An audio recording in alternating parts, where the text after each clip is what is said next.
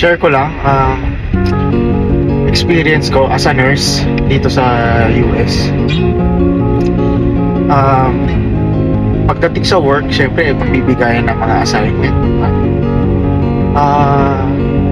Nung mga past few days, naririnig ko na yung pasyente na sobrang toxic daw yun. Pero hindi ko pa siya pasyente nung time na yan, ha? Sobrang toxic daw, matawag daw, ganyan. Tapos sabi ko, okay. Tapos totoo nga, naririnig ko kung tumatawag ng call light, tawag, ganyan.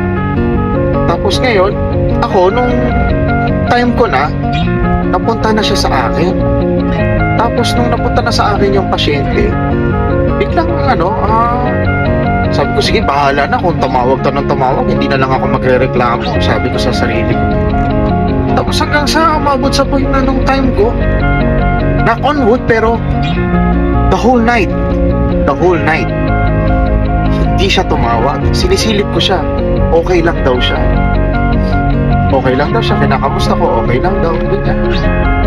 Tapos nung 3 days na handle ko siya, edi syempre, lumipas na naman yung araw. Hindi ko na siya handle. Pero nung time na naman na handle naman siya ng iba, tawag na naman siya ng tawag. Siguro, case to case basis din, di ba? Yung tipong, swertihan. Kaya minsan, mas okay na lang na